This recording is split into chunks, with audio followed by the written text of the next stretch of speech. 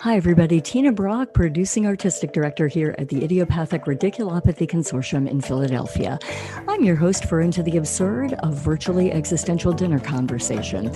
I do hope you'll join us the next 50 minutes. Sit back and relax as we explore the lives, the hearts, the minds, and the spirits of creators in Philadelphia region and around the world. And good afternoon, everybody. Hello, I'm Tina Brock, the producing artistic director at the Idiopathic Radiculopathy Consortium Theater Company here in Philadelphia, and also your host for Into the Absurd, our weekly virtually existential dinner conversation. And today I am coming to you from the lovely greenery of the Irish countryside, and that's going to figure very prominently into my discussion today with Michael Toner about Samuel Beckett's All That Fall.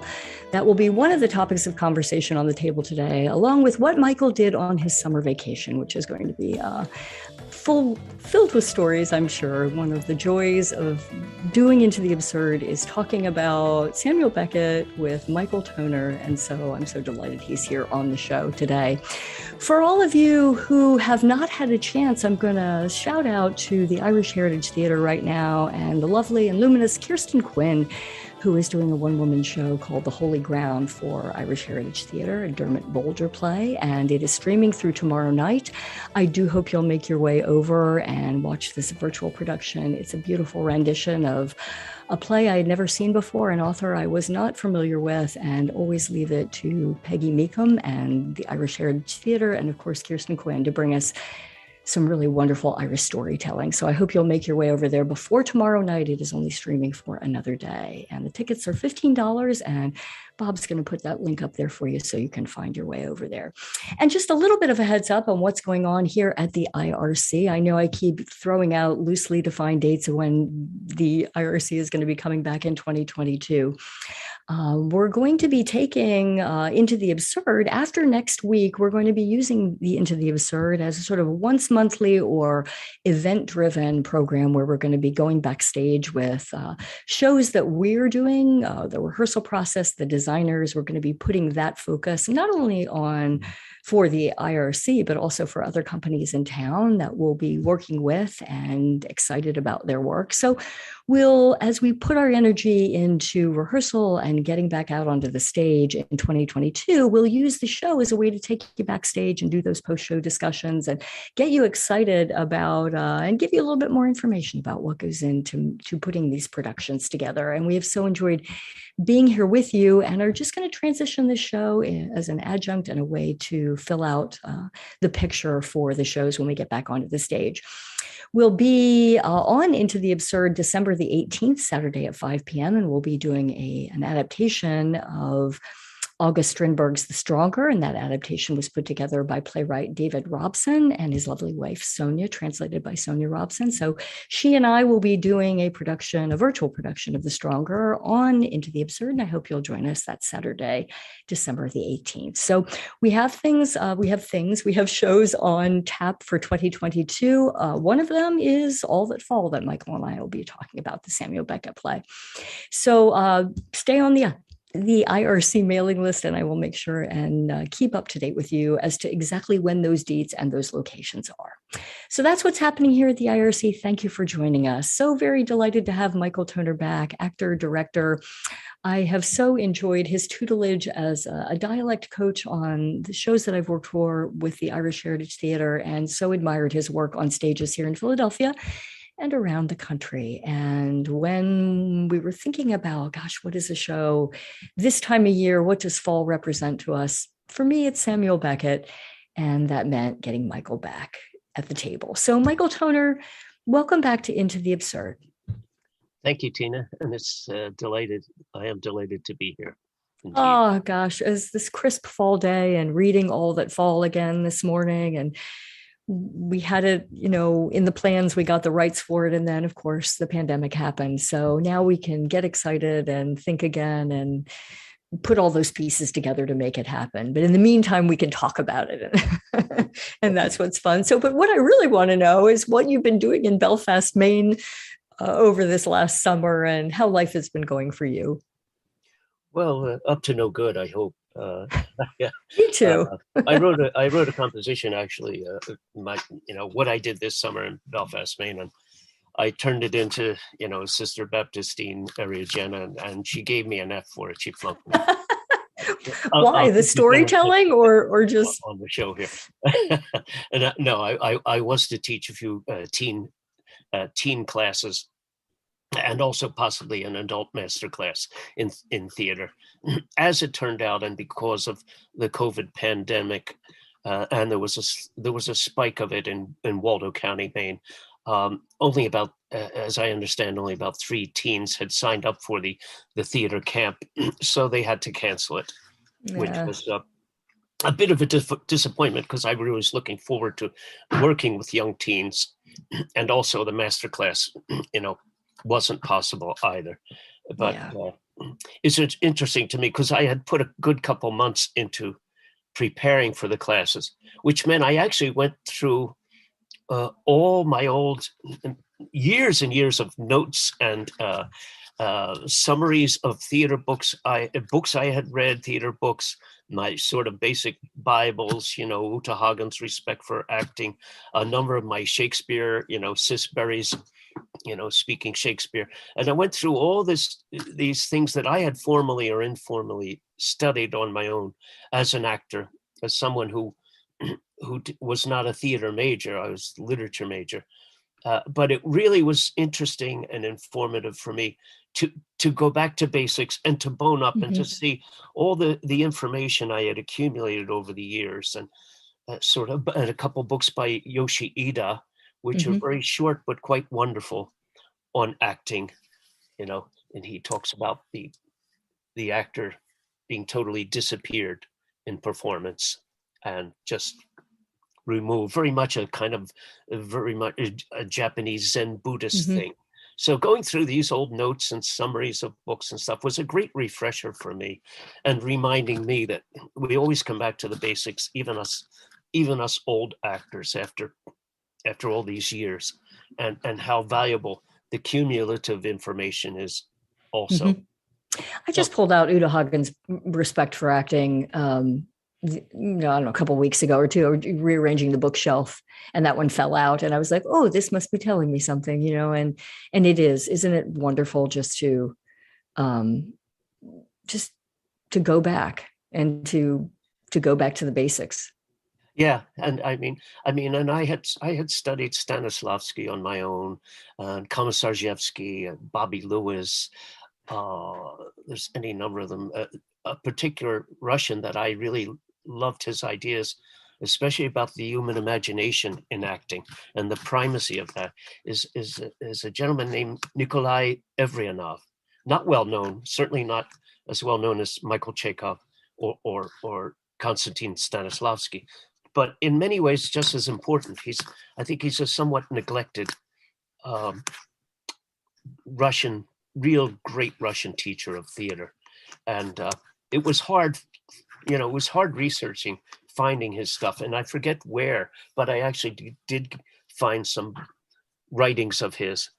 And I remember just writing pages and pages saying, these are wonderful ideas, because they were all about how you use the human imagination with your body, with all your other technical, acting skills, basics. And it's a real eye opener. So it was great to go through all of that.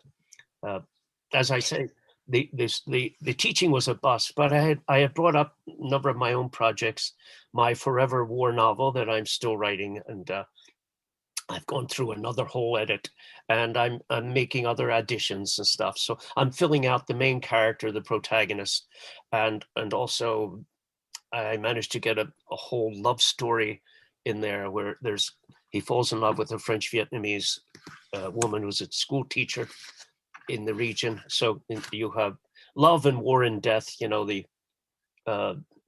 again, basics of many, many war novels. I got to work on that a very good bit, and also to rehearse all that fall. And it was quite interesting. My wonderful landlords, Bob and Michael, who were, who just had landscaped this beautiful garden around their home. And there was a nice patio I had, but I preferred up near the road. They had created this wooden bench with a sort of slate table and a couple other chairs, and I would sit up there and run lines among these beautiful trees and garden overlooking Penobscot Bay, and running lines for Beckett's All That Fall. It became quite a contrast in a way, but nevertheless, the beauty of Foxrock, such as is suggested behind you there, that could be the Brighton Road to, in the suburb of Dublin, to the Foxrock train station where all the fall takes place. I felt I was surrounded by some beautiful nature, which contributed because to me, Beckett has a great love of nature, although he doesn't. He does give you some wonderful descriptions in his novels. And as we see in All That Fall, Maddie starts on some very lyrical physical descriptions of, the woodlands around them and the birds, the sheep baaing, the cows mooing, and we get, the coming of nightfall and a storm. It's actually portentous, but it's always quite lyrical and beautiful with Beckett. And there is that contrast between the maybe dire situation that might be going on. Do you think, Michael? I'm sorry. No, so go I'm ahead. just thinking, this was lovely to be able to rehearse there. And of course, anybody coming down the road, Bayview Street, for daily walks, of which there are many people, you would get to meet some of the neighbors. Some were old friends I had, and certainly if it wasn't for, say, the Feelys and my friends, the Robinsons Whites, and my good old actor friend, who had left New York and wonderful career, Robert Hitt. It was great to see these people again. And I was in a very creative atmosphere, as I always find among these various friends in Belfast. So, and that was enabling the work, and did a lot of reading. I finally had 5 weeks where I could read a novel straight through. So I read Francis Stewart's Blacklist, Section 8, kind of an autobiographical novel of this very unusual Australian Irishman who he married Maud Gonne's daughter, Ishult Gonne, and he had quite an unusual life. It was irritating at times, some of his situations, but nevertheless, it was a page turner for me. I think I read a novel by the great Argentinian writer Ernesto Sabato called The Tunnel. I forget a history book on the Stuarts, and a great book that's come out recently it's called The Reason for the Darkness of the Night. I forget the author, but it is about Edgar Allan Poe and the beginnings of American science. And it's absolutely fascinating. If you're a lover of Poe's writings, it is fascinating to see. He was a math major at the University of University of Virginia and at West Point before he got kicked out. But an amazingly detailed writer, creator of the detective novel. His poem The Raven went worldwide.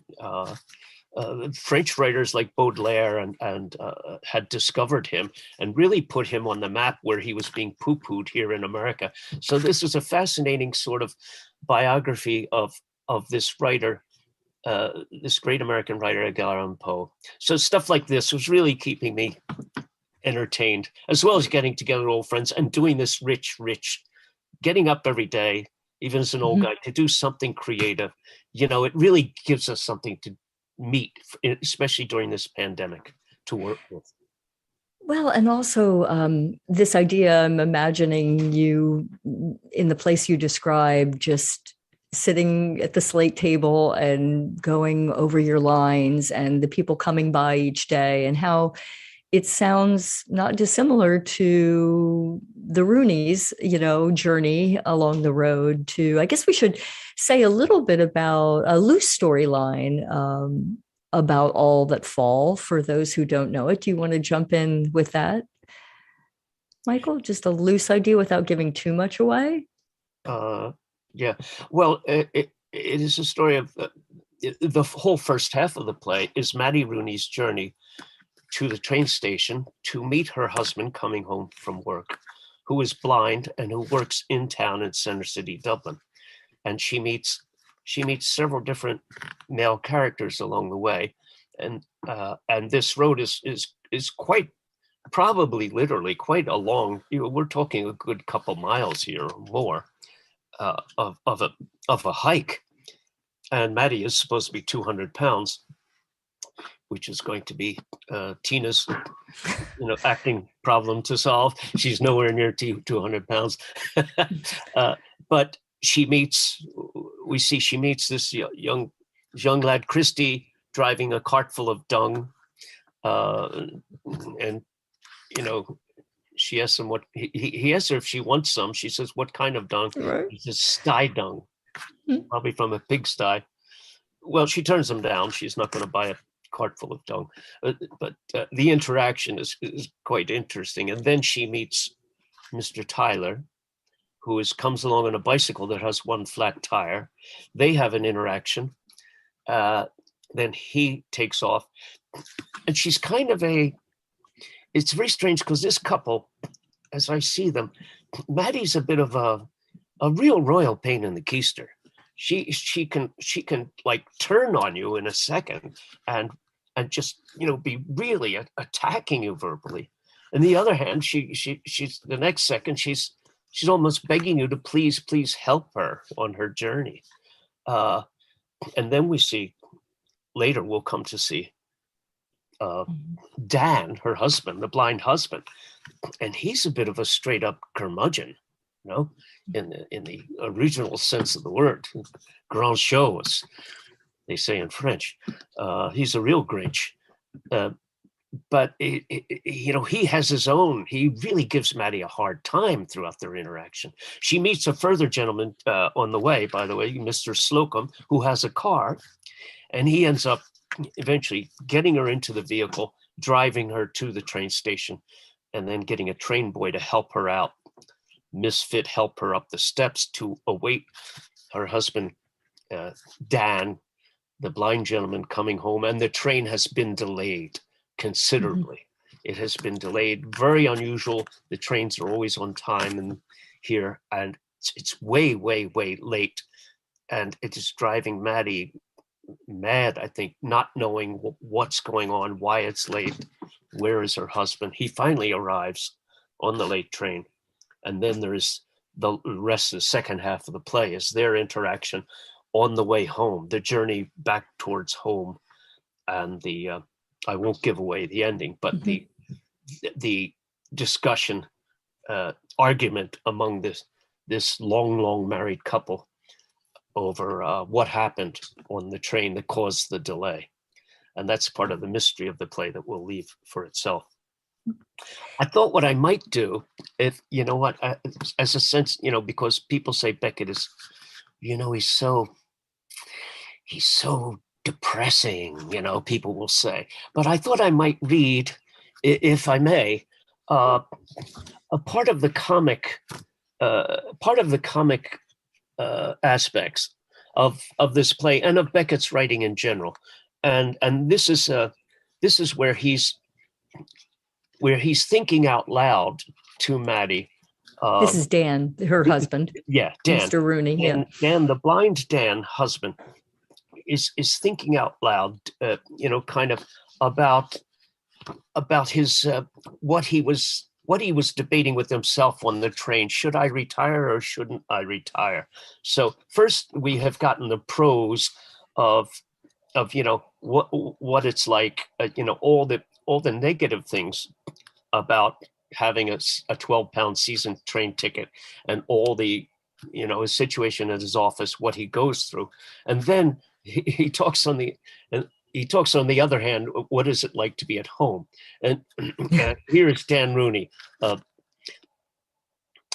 the other hand, I said, there are the horrors of home life, the dusting, sweeping, airing, scrubbing, waxing, waning, washing, mangling, drying, mowing, clipping, raking, roaring, scuffling, shoveling, grinding, tearing, pounding, banging, and slamming. And the brats, the happy little, healthy little howling neighbours. Rats! Of all this and much more, the weekend, the Saturday intermission, and then the day of rest have given you some idea. But what must it be like on a working day? A Wednesday? A Friday? What must it be like on a Friday? And I fell to thinking of my silent backstreet basement office with its obliterated plate, rest couch, and velvet hangings, and what it means to be buried alive there, if only from 10 to 5, with, convenient to the one hand, a bottle of light pale ale, and to the other, a long ice-cold fillet of hake. Nothing, I said, not even fully certified death, can ever take the place of that. It was then I noticed we were at a standstill. I love that passage. So there is that Thank wonderful you. humor of sort of a long run. We see it in Joyce's Ulysses also, and this would be very familiar to people who know old Irish literature, where they would have these descriptive runs go on for pages and pages and pages. Beckett does it as a humorous thing, as Joyce did it also in Ulysses as a humorous thing. And there's throughout the play so much really funny stuff, whether it's physical, some of the physical humor, some of the just the for lack of better, it reminded me a little bit of the Wizard of Oz. You know, Dorothy is off on her, meeting all these interesting different people along the way that have something important that they're teaching. I think we should also mention too, for those who don't know, that he wrote it as a radio play, and it has to be performed as a radio play, and that the actors, when Eileen Atkins and Michael Gambon did it, they have to read the scripts. They, cannot do it. I mean, you certainly learn it, but that is a part of that. And that a lot of the sound plays such an enormous character in the play to create that world that you talked about. Yes, yeah, both the sounds of nature and the mechanical sounds of the various, the bike, the vehicle, the train, the upmail zooming through. There are quite a lot of sounds, and Beckett's very precise about those sort of technical things too, isn't he? Even just reading it today, Michael, and then reading, in this passage is when there's quite a few animals that are chiming in at different places. The play really comes alive. Almost, it's like the colors in the scene that I'm sitting in front of, it feels very vivid and very alive to read it, which is interesting contextually against the thinking, the feeling, the sort of existential dread. Dread is maybe too strong of a word, but the topics that they are covering, particularly Maddie, her how difficult it is for her to sort of move through the day, and I think that brightness of the sound and creating that environment against the existential situation that is being lifted is such an interesting counterpoint. Yeah, very good point. Very good point. Yeah, the because the bleakness of their lives in old age, and then the things they encounter, there are little hints about death approaching, death being around them, and then of course, get near the end, the bigger, more universal, picture of death. And passing by that house where the woman, she's playing Death and the Maiden, and he says, Dan says, "What's that noise?" And Maddie said, "Oh, that's so and so." She's having I forget how she phrases it, but and her husband beats her all the time, So in this beautiful idyllic suburban, countryside, there are dark forces around that Beckett is pointing out. Things aren't as idyllic as they seem, and like you say, the operative word, existential. This is a writer who came of age really, between World War One and World War Two, suffered through World War Two in France, was an undercover person for Free France, and subsequently was awarded the Croix de Guerre. He spoke English, French, German, Italian, probably Spanish too.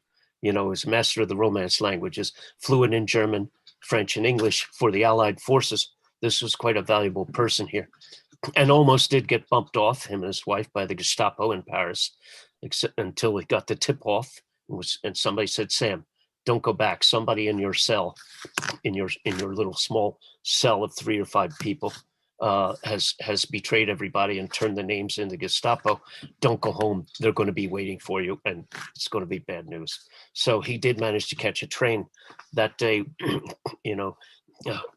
with his wife, his then longtime partner, eventually wife, and they got to Vaucluse, down in Vaucluse, where he became more or less a farmer's hand, helping a farmer, harvesting grapes and whatever, and writing Watt.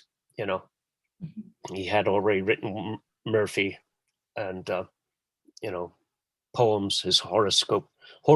I think that poem about René Descartes was his first published piece. But Beckett had a tough life, and that existential world that Sartre talks about, that Heidegger talks about, Simone de Beauvoir, Sartre's partner, they lived in a post-war world that was very, very moment to moment.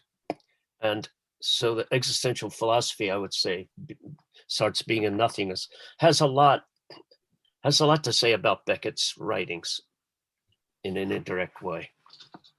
Does it feel I always feel it's the right time for Beckett, but somehow in this place and time that we're in right now, and people renegotiating their relationship with themselves, with the world, with how they'll move through the world. As I was reading the play today, it just felt very, very much like a journey that could be happening right now on a Saturday afternoon in any town, in any place, and felt so rich, and in a way that I hadn't experienced the play the last time I read it, which maybe was 6 or 9 months ago. So it was recently, but certainly as we move through a post-pandemic world, or at least post for now, right, world, it does feel like these plays have something a significance that is so rich. And I know that's always the case with his work, but there was something specific about reading the play again this morning, Michael, putting my finger on it, feeling like this could be me taking a walk on a Saturday afternoon. And while it wouldn't be, it wouldn't be the exact characters, that slice of life and those personalities and those seemingly insignificant things, which are very significant. A flat tire on a bicycle, would you kiss me? Why don't you kiss me? Those kinds of things seem to be important right now. Not that they're not always important, but there's just something specific about this play that really resonated again this morning. As we're out of the hustle bustle, not that we're, but I think it's just this time for reflection and thinking. And I want to have more walks, and I want to live in Ireland. I'm going to buy a tiny house in Alaska. I want to sit and read novels like what you're doing. I want to immerse myself in what it means to be alive, which seems to me he catches just so brilliantly. Do you think it's because, in a way, the COVID pandemic has forced everyone to do a sort of a sort of quarantine, not just physical, much less contact with other people, and being away from their friends and their loved ones for very practical, health purposes. But there's a psychological quarantining that has gone along with that also. And I don't know, I'm just throwing that question up. I think so. That Beckett's writings make you think about the being alone, the aloneness that we all really live with.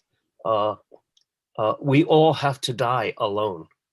That's simply a medical fact, a physical fact, and it's something that haunts Beckett's writing. I think the thought of what's down the line, what's at the end of the road, what is this journey, And I think the pandemic has made all of us in the present become, in a way, become questioning, angst-ridden to a degree, but observant, perhaps more observant of nature. We've become Maddies and Dans, and yeah, things. I think that's it. Yeah, Michael.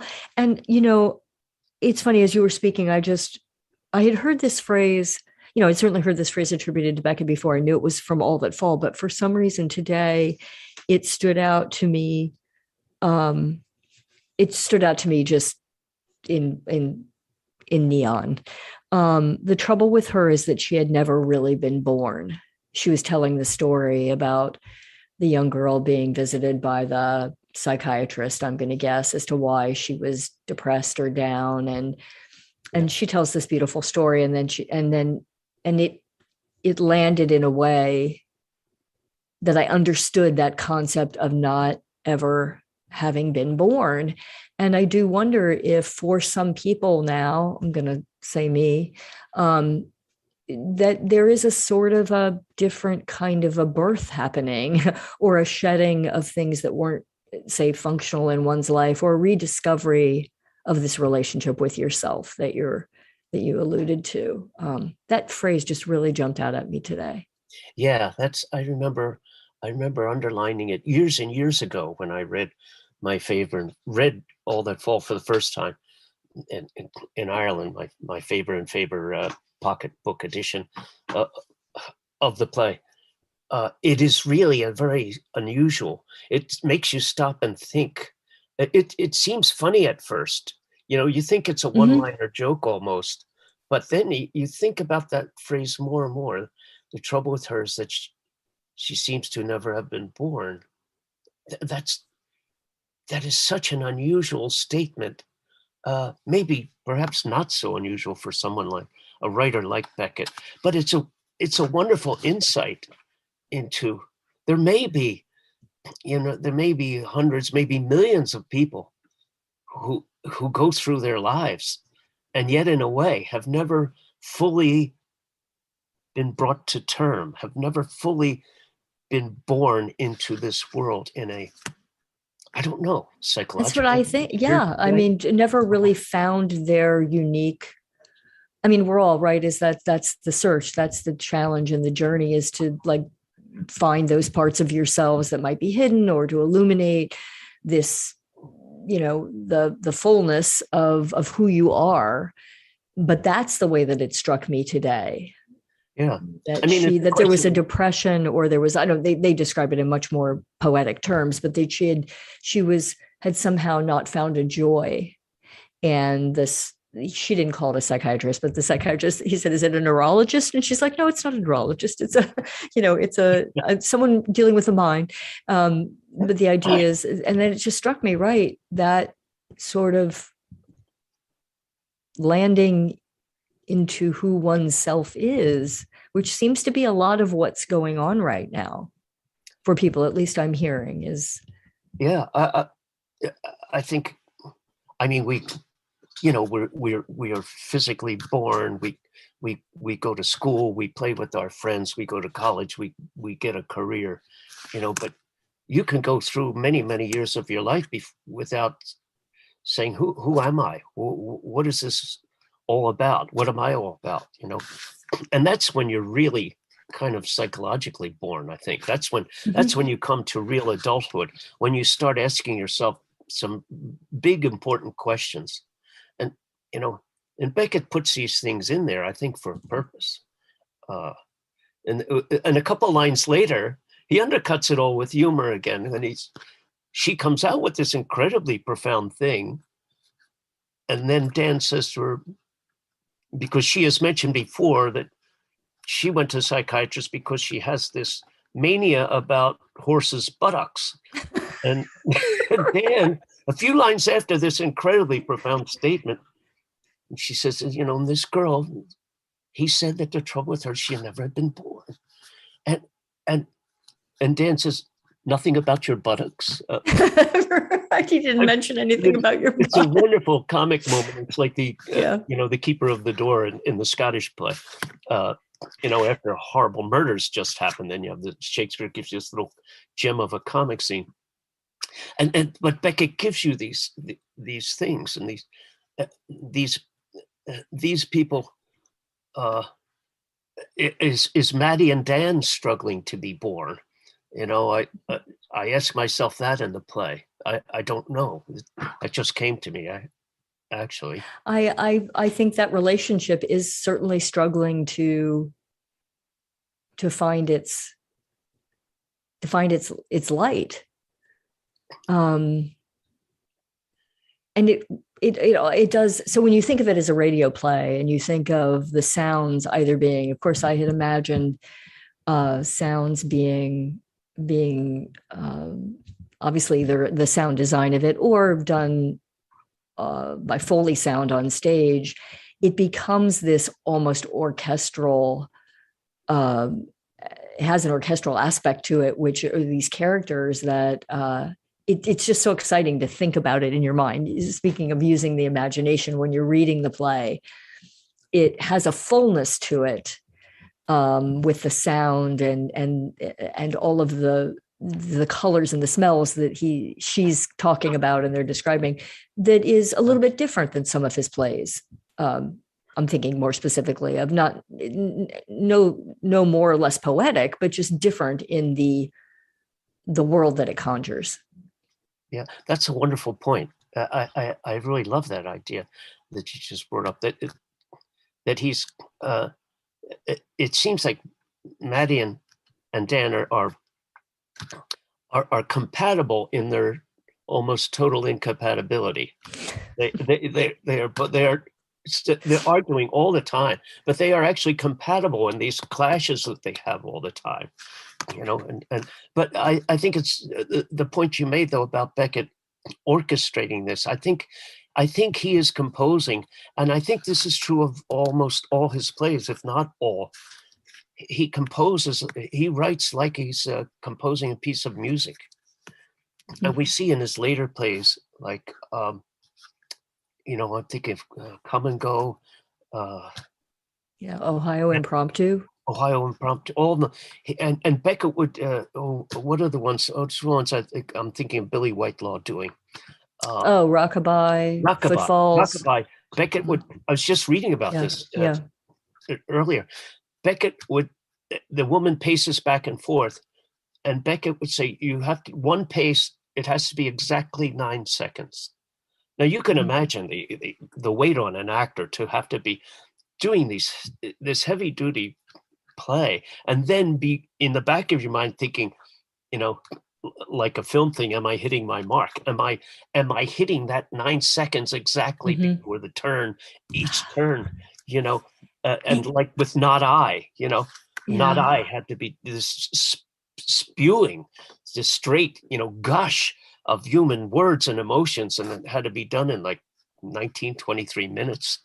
Up on a ladder with yourself 15 feet in the air and just your lips showing, But Beckett he's not messing with the actors, I don't think. He's orchestrating, though. He's carefully orchestrating how the words are going to sound and the timing, just like a piece of music, and I'm sure you know more about me. No, I just, in doing research on those, I love both of those, all of his work, but Rockabye and Footfalls, and sort of reading the interviews with Lisa Dewan, who did did them, and just talking about what a strain, a beautiful strain, but a real technical, that sort of merging of the technical and being so immersed in this, underneath this spirit of it, to be able to execute the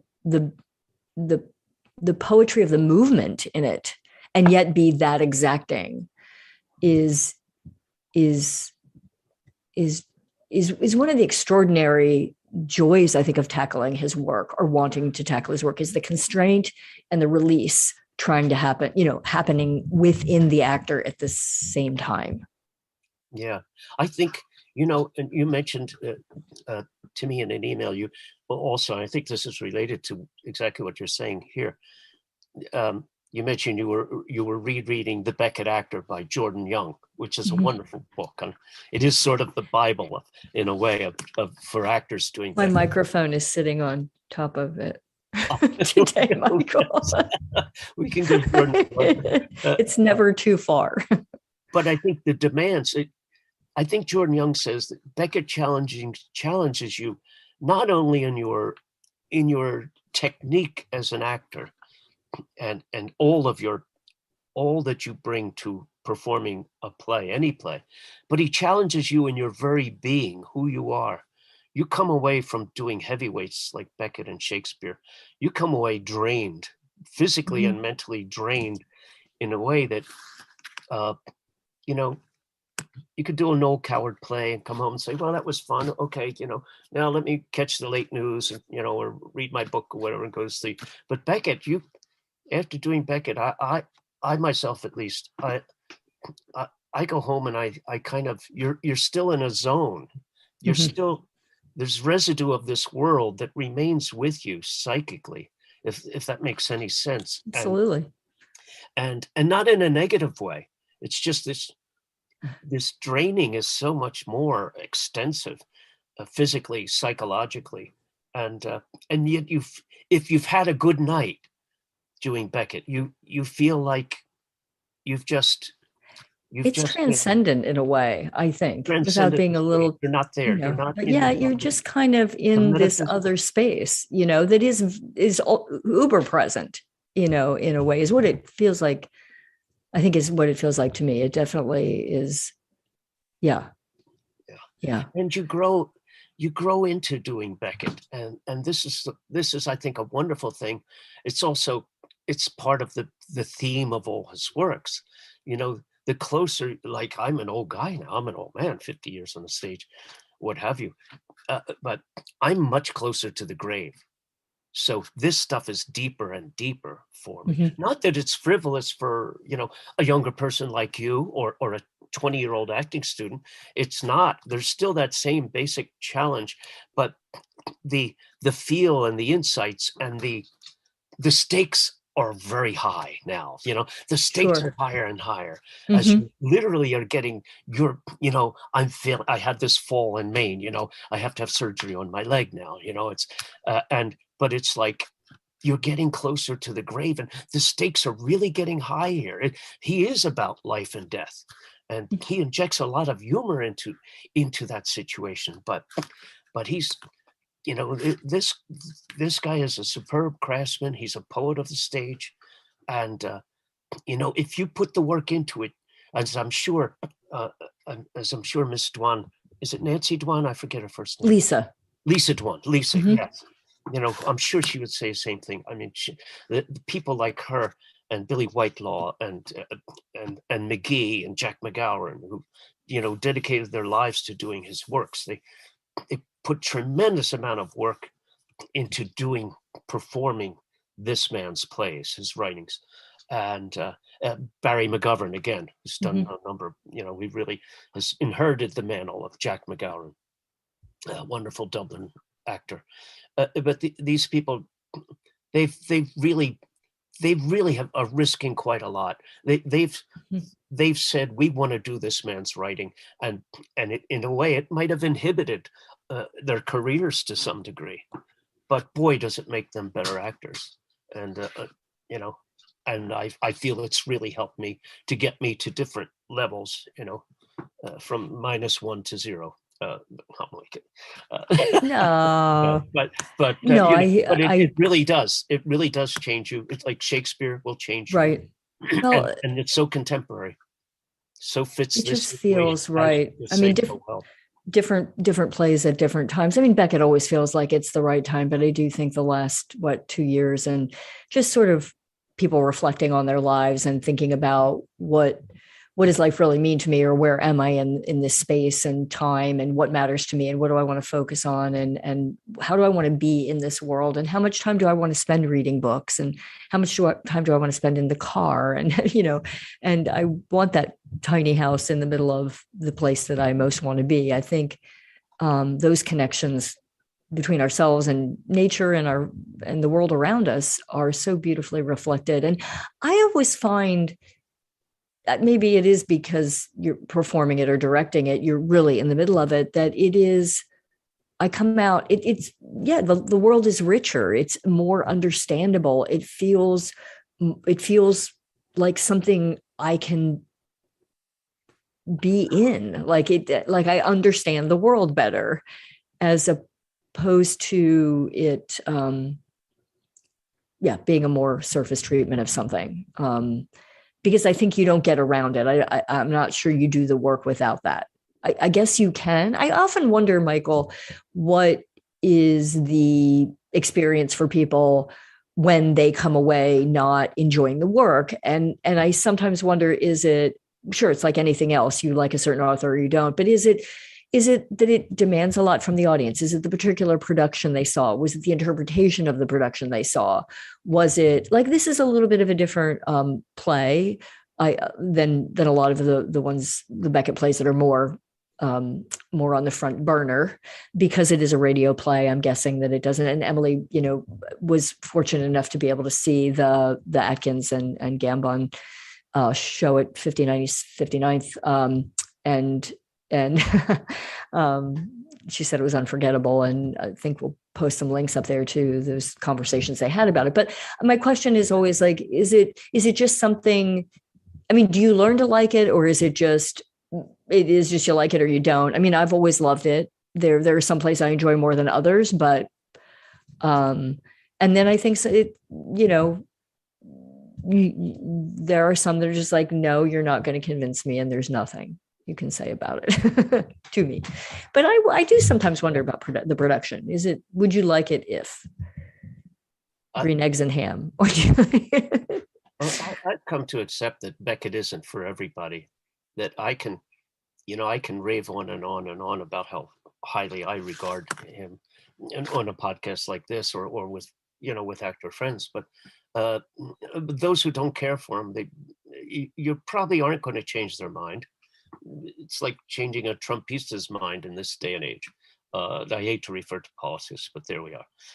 But you're not going to change the person's mind about Beckett, unless by a stroke of luck, they do by chance, or to give him a second try, go and really see a really wonderful, full value and humor and everything production of Beckett, and they get it. They finally get him. But as I say, if somebody says, I really don't get him, I don't see anything there, I don't force it on them. I might make suggested readings. We'll start out with maybe an earlier, read his novel Murphy, which is pretty much comic all the way through, or his short stories, More Pricks Than Kicks, pretty accessible stuff, before you start getting to En Attendant, Godot, Endgame, yeah. Endgame is really tough for a lot of people. Yet I saw the most wonderful production I saw was by an amateur company in the Edinburgh Fringe Festival when I was performing there. So I understand that, but I would say give it a second try. He's worth a second try, and check out his fiction. He's a wonderful lyric poet. People don't picture Samuel Beckett as a wonderful lyric poet, but that's why I put a few of his love poems really in beginning to end in the version that I do. Extraordinary, beautiful, very careful use of language. But if you didn't know it was Beckett, you'd say, geez, this is some really, really profound 20th century love poet here. Who am I dealing with? You know, and it's a surprise when people find out, oh no, Sam wrote that kind of stuff too. Well, I do think a couple of, to your point of, with Beckett, being so difficult, it's a challenge for the actor, for the director, for the audience. But I do think that if there is an instinctual understanding of the material, just as you pointed out, an amateur company can nail this, and you see it happen a lot. If they understand, if there's an understanding of the comedy and the juxtaposition of the existentialism versus that, I do think you come out of it with a very good telling of the stories that we've seen it happen. You have, I know Bob and I were in a production of Endgame a number of years ago, and it was very well received. And I do think the director had a good handle on that contradiction, and did not forsake the humor of the play. Didn't try to make it, a rip-roaring vaudeville farce, but also was able to really skate that edge very well. Yeah. So I think it's possible. It doesn't, have to have all the bells and whistles. This production certainly didn't. Yeah, I think if you do the basics and follow Beckett's stage directions, carefully, I think you can hit a pretty high level of performance and all-around production values.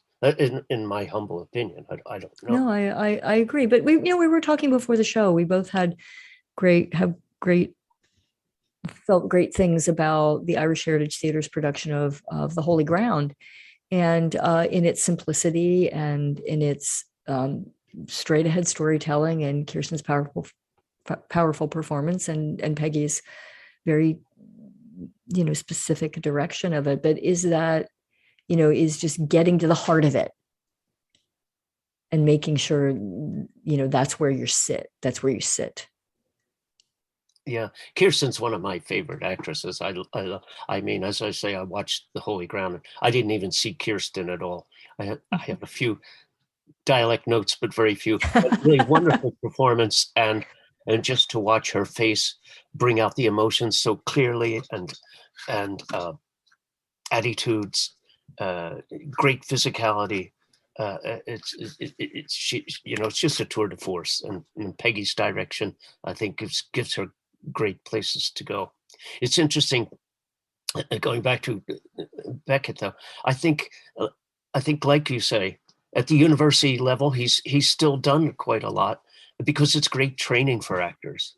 Mm-hmm. And also, I find young people, actors and otherwise, look at young people today, and Sally Rooney, the young Irish writer who's doing very well now, quite popular. I confess I have not read her works, but I've read some interesting interviews with her, and I think what she sees, and what a lot of young people see, they're living in Beckett's world perhaps much more than we are, because they're faced with a planet that might be totally wrecked in 30 to 50 years. They know that. They're intelligent, they're sensitive people, but they see meaninglessness on the horizon every day. What are their careers going to be like? Are they going to be slotted into some kind of a service industry thing? Is there a chance there would be a world war, nuclear holocaust? These things are much more impactful today, I think, than post-World War II. But I think the Beckett vision, I think a lot of younger people might have much quicker access to it than perhaps I did as a young person, or you, having worked with Beckett and loved him and performed him, read him for many, many years. It's that world is out there, and all you have to do is turn on the news or read a newspaper, and you see it. Beckett's not writing sheer fantasy. Neither is he writing political, reportage or philosophical or spiritual tracks either. He's writing fiction and plays and poetry, and he's still with us, I think, in a very meaningful way every time we get up and perform him. Yeah. Robin's question here, pertaining to all that fall, we're going to be doing, or our plan, Michael, is to, and the agreement that we had at least pre-pandemic, is that the play is done as a live production, but in a radio play setting. So the idea is that we are doing a radio play, but it is live, and you're seeing the actors. So that's the way in which that happens. And, I think at first when we were talking about it, it's like, oh gosh, wouldn't you love to get a hold of this and sort of not have to worry about the script or the this or the that. But then the more that we talk about it and read it, and this orchestral aspect of it and the sound, and there's something to that, the beauty of, and who's to argue at all, with his thoughts and what he indicated and what he wanted. I know that there have been some companies that I think have done it where they've sort of given everyone headphones, and then you listen to it in the dark, I believe is one of the iterations that happened, where you listen to the actors, executing the play, but the folks that are listening, if I've got this right, and forgive me if I haven't, if I've got it wrong, but I believe there was one production where they were in rocking chairs and listening to the actors, as they did the play, but they were really in their own imagination. Yeah. If I've got that right, which is a really fascinating concept. Yeah, and I also love the idea of it being a radio stage, where we're doing a radio play. And how does that free the audience's imagination up to take in all these sounds, and where do they go in their own imagination when they don't have to worry about us maneuvering around the stage, Yeah.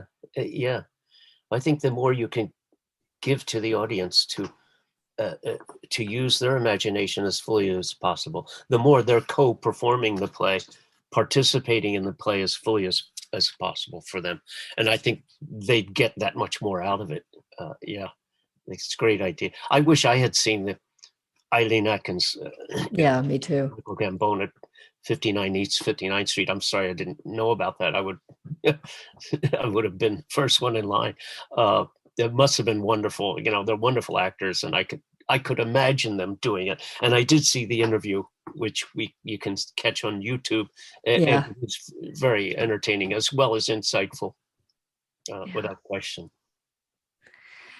Well, Michael, thank you for taking the time to catch us up on your summer vacation. And, it's my pleasure to be able to sit and talk with you about this, because for however many months now throughout the pandemic here on Into the Absurd, we juggle this idea of for many weeks, it was just too hard to talk about theater in that early going, in those early months. And then as we've gone through, it's gotten a little easier each time to open the door and start thinking about the ideas that were on the table pre-pandemic. So I'm really excited to pick all this up and to explore it with you. This is a treat for me, and I thank you so much. I'm honored to be here again, as ever, and to be talking, Becca, with you. You're so knowledgeable yourself, and it's fun, and it's also a great exploration of this rich material that we have. Isn't that part of the fun of doing it, is that you just get to explore in the notes, in the conversations? It's true of all plays. There's something almost, this is a strong word, but religious about the activity of surrounding, the rehearsal and just the digging into it. And I guess it's because you're personally going to be changed. That's kind of what it feels like. I know I'm going to come out the other end a different person, and in relation to the person, whoever you're working with. Yeah, and don't forget that many people, many actors in the first couple of days of just doing table work with Beckett, they've actually, afterwards. Committed suicide, jumped out of windows and things. I'm only kidding. Michael. No, I'm only joking. I was like, really? I missed that story. It is fun. It is. I'm just ending on a comment. But isn't that a strange juxtaposition? Is that, like, I think I mean, I've certainly not had someone's, quite put it that way before, but say like, how do you do this? Isn't it really depressing? And I'm like, I don't know how to explain it, but it's actually the opposite of depressing. I think it's for the point. I think it's for the points you made, and that is, it releases you in a sort of different way, or at least that's the way it feels for me. Absolutely. No, you're absolutely right. I was just kidding before. It does. Well, it's like, but I think you speak to something that is very much out there. That's like, how do you do this every day? Wouldn't you rather have a root canal? And it's like, no, actually, it's really kind of the opposite of that. Well, there ain't no convincing, but the jazz singer who sings the blues, because that gets rid of the blues. When you do Beckett, you get rid of the angst and the existential grip that the world can have you, because he releases you, he frees you in a way, I think, as an actor and as a person, in the way that a lot of other writing doesn't do for you, or other experiences you. At least I feel very sincerely. I do as well. And I know we'll do it. You know what? When we have the details about this show and we have the time and the place and all of that in 2022, we will have this conversation again, and we'll pull Peggy Meekum into the conversation, who hopefully will be our director, and we'll have a lot to share with us. So it's an idea that was on the table, just sidelined for a few years, and I can't wait to begin work on it. Yes, I deeply look forward to it. This should be fun and wonderful, and great experience overall. Well, we're glad you're back from Maine, and we're glad you're here, Michael, and I can't wait to talk to you again. It's been great. Thank you. Thank you for your talent, and Erica and Bob also, my best. Be well.